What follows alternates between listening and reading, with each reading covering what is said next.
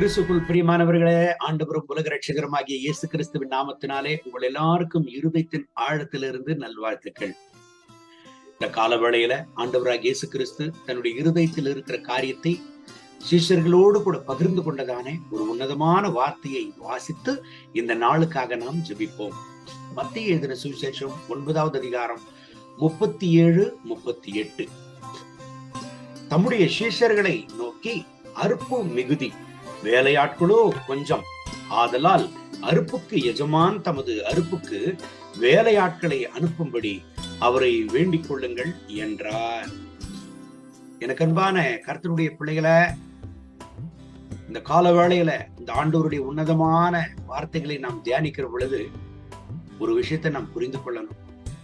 ஆண்டவராகிய இயேசு கிறிஸ்துவின் இடத்துல திரளான ஜனங்கள் கடந்து வருகிறார்கள். தாகத்தோடு பாரத்தோடு பரலோக சுவிசேஷத்தை கேட்கும்படியாக வருகிறார்கள். அவர்களை பார்த்து ஆண்டவராகிய இயேசு கிறிஸ்து சொல்கிறார், அறுப்பு மிகுதி, வேலையாட்களோ குறைவு என்று சொல்லுகிறார். என்றால் கர்த்தருடைய சுவிசேஷத்தை கேட்கிறதற்கு தாகமா வாஞ்சியா இருக்கிற அநேக ஆத்துமாக்கள் இருக்கிறார்கள். ஆனால் அவர்களுக்கு பரலோக ராஜ்யத்தை குறித்ததான சுவிசேஷத்தை சொல்லும்படியான ஆட்களோ குறைவாக இருக்கிறார்கள் என்று ஆண்டவராகிய இயேசு கிறிஸ்து பாரத்தோடு சீஷர்களோடு கூட பகிர்ந்து கொள்கிறார். எனக்கு அன்பான தேவனுடைய பிள்ளைகளை, இந்த நாள் வரைக்கும் கர்த்தருடைய பாரம் அது அப்படியே தொடர்கிறது. மார்க் எழுதின சுவிசேஷம் 16ஆம் அதிகாரம் 15வது வசனத்தை வாசிக்கிற பொழுது, பரலோகம் செல்வதற்கு முன்பதாக ஆண்டவர் அவருடைய சீஷர்களுக்கு கட்டளையிட்டு சென்றார். உலகமெங்கும் போய் சர்வ சிருஷ்டிக்கும் சுவிசேஷத்தை பிரசங்கியுங்கள் என்று. இந்த கர்த்தருடைய வார்த்தைகளை கேட்கிற அன்பான தேவனுடைய பிள்ளைகளே, இந்த வார்த்தை சீஷர்களுக்கு மாத்திரமல்ல, இது நமக்கும் உரியதாக இருக்கிறது. இன்றைக்கு நம்மை பார்த்து ஆண்டவர் சொல்லுகிறார், உலகம் எங்கும் போய் சர்வ சிருஷ்டிக்கும் சுவிசேஷத்தை பிரசங்கியுங்கள் என்று. ஆமாங்க, எத்தனையோ பேருக்கு இன்றைக்கு ஆண்டவராகிய இயேசு கிறிஸ்துவை குறித்து தெரியவில்லையே. ஆண்டவராகிய இயேசு கிறிஸ்துவை சொந்த ரட்சகராக ஏற்றுக்கொள்ளாம மரித்து போகிற நபர் கட்டாயம் பரலோகம் செல்ல முடியாது. ஏனென்றால் ஆண்டவராகிய இயேசு கிறிஸ்துவே சொல்லி இருக்கிறார், நானே வழியும் சத்தியமும் ஜீவனுமா இருக்கிறேன், என்னையின்றி ஒருவனும் பிதாவினிடத்துல வரான் என்று ஆண்டவர் சொல்லி இருக்கிறார். பரலோகம் போகணும்னா கட்டாயம் கர்த்தராகிய இயேசு கிறிஸ்துவை சொந்த ரட்சகராக ஏற்றுக்கொள்ளணும். இன்றைக்கு அநேக பேர் தாகத்தோடு இருக்கிறாங்க, அநேக பேர் பாரத்தோடு இருக்கிறாங்க. சமாதானம் இல்லாம, விடுதலை இல்லாம, நிம்மதி இல்லாம, வாழ்க்கையில வியாகுலத்தோடு வேதனையோடு அநேக பேர் புலம்பிக் கொண்டிருக்கிறாங்க. அவர்களுடைய வாழ்க்கையில ஒரு பரிகாரம் கண்டுபிடிக்க முடியாம எத்தனையோ பேர் தங்களுடைய வாழ்க்கையை மடித்துக் கொள்கிறார்கள். எத்தனையோ பேர் தன்னுடைய வாழ்க்கையை முடித்துக் கொள்கிறார்கள். காரணம், அவர்களுடைய டெஸ்டினி அவர்களுக்கு தெரியல, அவர்களுடைய லக்கு அவர்களுக்கு தெரியல. அவர்களுடைய வாழ்க்கையின் வழிகாட்டியாக ஆண்டவர் இல்லாமல் இருக்கிறதுனால சுயத்தோடும் தவறான வழிநடத்துதலோடும் அநேக பேர் இன்றைக்கு தவறான காரியங்களில் சென்று தன்னுடைய வாழ்க்கையை முடித்துக் கொள்ளுகிறதை நாம் பார்க்கிறோம். எனக்கு அன்பான கர்த்தருடைய பிள்ளைகளை, இன்றைக்கு அவர்களுக்கெல்லாம் கடந்து போய் சுவிசேஷத்தை சொல்ல வேண்டாமா? நம்முடைய நண்பர்களுக்கு, உறவினர்களுக்கு, சொந்தங்களுக்கு எல்லாருக்கும் சுவிசேஷத்தை சொல்ல வேண்டாமா? இன்றைக்கு இந்த சுவிசேஷத்தை பறைசாற்றும் கடமையை நம்முடைய கரத்துல கொடுத்திருக்கிறார். இந்த வசனத்தை கேட்கிற, இந்த வார்த்தைகளை கேட்டுக் கொண்டிருக்கிற எனக்கு அன்பான கர்த்தருடைய பிள்ளைகளை, உங்களுக்கு கர்த்தர் நல்ல வேலையை கொடுத்தது எதற்கு? கர்த்தருடைய நாமத்தை மகிமைப்படுத்த, அவருடைய சுவிசேஷத்தை பறைசாற்றும்படியாக. இன்றைக்கு கர்த்தர் உங்களை ரட்சித்தது எதற்கு? இன்றைக்கு கர்த்தர் உங்களை ஆசீர்வதித்தது எதற்கு? ஆண்டவருடைய சுவிசேஷத்தை பறைசாற்றும்படியாக. அதற்கு முன் உதாரணமாக அப்போஸ்தலனாகிய பவுலை நாம் சொல்லலாம். அவருக்கு இருந்த எல்லாவற்றையும் சுவிசேஷத்திற்காக குப்பையாக எண்ணினார். சுவிசேஷத்திற்காக அவர் உபயோகித்தார். அப்போஸ்தலனாகிய பவுல் தனக்கு இருந்த எல்லாவற்றையும் கர்த்தருக்காக பயன்படுத்தினார். இந்த கால வேளையில இந்த வசனங்களை கேட்கிற அன்பான தேவனுடைய பிள்ளைகளை, எத்தனையோ காரியங்களை குறித்து நீ பெருமையா பேசலாம், எத்தனையோ காரியங்களை குறித்து நீ ரொம்ப பெருசா பேசலாம். என்றைக்காவது இந்த கர்த்தருடைய சுவிசேஷத்தை குறித்து உன்னுடைய நண்பர்களுக்கு சொல்லி இருக்கிறாயா? என்றைக்காவது இந்த சுவிசேஷத்தை குறித்து ஆண்டவராகிய இயேசு கிறிஸ்துவினுடைய நற்செய்தியை உன்னுடைய உறவினர்களுக்கு, உன் சொந்தங்களுக்கு, தேவையான உன்னுடைய உற்றார் உறவினருக்கு நீ சொல்லி இருக்கிறாயா? எனக்கு அன்பான கர்த்தருடைய பிள்ளைகளே, ஆண்டவருடைய வருகை சமீபமாக இருக்கிறது. கர்த்தருடைய சுவிசேஷத்தை பறைசாற்றக்கூடிய கடமை நம்முடைய கரத்துல கர்த்தர் கொடுத்திருக்கிறார். எனக்கு அன்பான தேவனுடைய பிள்ளைகளை, எல்லா புஸ்தகங்களுக்கும் ஒரு துவக்கமும் ஒரு முடிவும் இருக்கிறது. ஆனால் அப்போஸ்தலர் நடபடிகளை நாம் வாசிக்கிற பொழுது அதற்கு ஒரு துவக்கம் இருக்கிறத ஒழிய ஒரு முடிவை நம்ம கண்டுபிடிக்க முடியாது. காரணம், அது கர்த்தருடைய இரண்டாம் வருகையில தான் முடியும். அது கர்த்தருடைய வருகையில தான் முடியும்.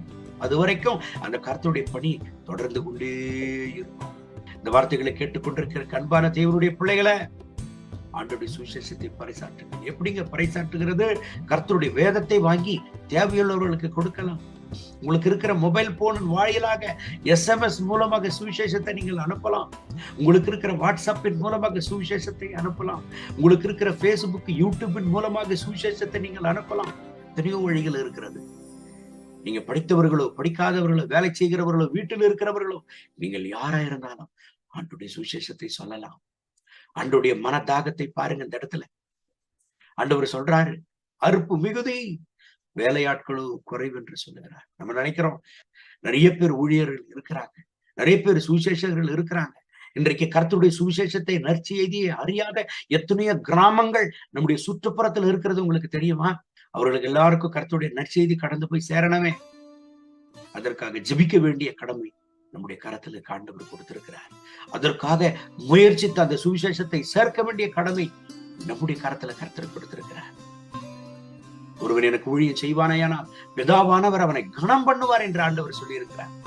கர்த்தருடைய ஊழியத்தை செய்கிற பொழுது கர்த்தர் நம்மை கனப்படுத்துகிறார். இன்றைக்கு சுவிசேஷத்தை பறைசாற்றுகிற பொழுது, ஊழியத்தை செய்கிற பொழுது அவர்களுக்கு விரோதமாக எதிர்ப்புகள், போராட்டங்கள் வருகிறது என்றால் காரணம் என்ன?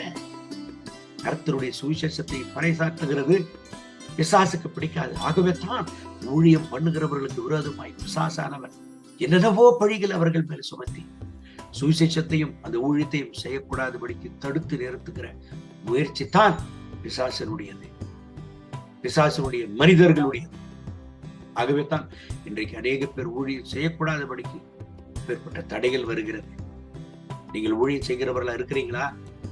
நீங்கள் கர்த்தருடைய ஊழியங்களுக்காக ஜெபிக்கிறவர்களா இருக்கிறீங்களா? கர்த்தருடைய ஊழியங்களை உற்சாகப்படுத்துகிறவர்களா இருக்கிறீங்களா? உங்களுக்கு விரோதமா எத்தனை போராட்டங்கள் வந்தாலும் அந்த நற்பணியை நிறுத்த வேண்டாம். தொடர்ந்து கர்த்தருக்காக நீங்கள் செய்யுங்கள். ஆண்டவர் உங்களை ஆசீர்வதிப்பார். ஆண்டவர் உங்களை பெருக பண்ணுவார். ஆண்டவர் உங்களை கனம் பண்ணுவார். இந்த கர்த்தருடைய வார்த்தையின்படி கர்த்தர் உங்களை ஆசீர்வதித்து இந்த நாள் முழுவதும் நடத்துவாராக. கண்களை மூடி ஜெபிப்போமா? அன்பின் ஆண்டவரே, இந்த கால வேளையில இந்த ஜெபத்தில் இணைந்து ஜெபித்துக் கொண்டிருக்கிற ஒவ்வொரு கர்த்தருடைய பிள்ளைகளுக்காக நான் ஜெபிக்கிறேன். இவர்களை ஆசீர்வதியும், இவர்கள் தேவைகளை சந்தியும். ஜீவனுள்ள கர்த்தருடைய பிரசன்னம் இவர்கள் மேல இறங்கி வரட்டும். ரத்த பாட்டுக்குள்ள முடிமறையும். ஆண்டவரே, இவர்கள் உமக்காக ஊழியம் பண்ண கர்த்தர் கிருபித்தார். இவர்கள் உமக்காக ஓட கர்த்தர் கிருபித்தார். உடைய நற்பணியை இவர்கள் செய்ய கர்த்தர் கிருபித்தார். ஊழியர்களுக்காக, ஊழியங்களுக்காக ஜெபிக்கிறவர்களாய் இவர்களை நீர் பலப்படுத்தும். ஆண்டவரே, எத்தனையோ பேருக்கு இப்படி சுவிசேஷம் தெரியலையே, எத்தனையோ பேருக்கு உடைய வேத வசனங்கள் இல்லையே, உடைய வேத புஸ்தகம் இல்லையே. அவர்கள் எல்லாருக்கும் வேத வசனம் சேரும்படியாய் நாங்கள் ஜெபிக்கிறோம். அவர்கள் எல்லாருக்கும் வேத புஸ்தகம் சேரும்படியாய் நாங்கள் ஜெபிக்கிறோம். ஆண்டவரே, கர்த்தரை அறியாத கிராமங்களுக்காக, கர்த்தரை அறியாத மாநிலங்களுக்காக, கர்த்தரை அறியாத ஜனங்களுக்காக நாங்கள் ஜெபிக்கிறோம். அவர்களுக்கு எல்லாருக்கும் உடைய சுவிசேஷம் சேரட்டும். உடைய நற்செய்தி ஏதோ ஒரு வகையில அவர்கள் இடத்துல செல்ல கர்த்தர் கிருபித்தார். இன்னமும் இந்த திருவசனத்தையும் இந்த கர்த்தருடைய சுவிசேஷத்தை அநேக பேருக்கு பறைசாற்ற, அநேக பேருக்கு எடுத்து உரைக்க கர்த்தர் எங்களை பலப்படுத்தும். இந்த வசனத்தை கேட்டு இந்த ஜெபத்துல இணைந்து ஜெபித்துக் கொண்டிருக்கிற இவர்களை நீர் ஆசீர்வதி. ஆண்டவரே, எல்லா சோதனையிலிருந்து இவர்களை தப்படையும், இவர்களை பலப்படுத்தும்.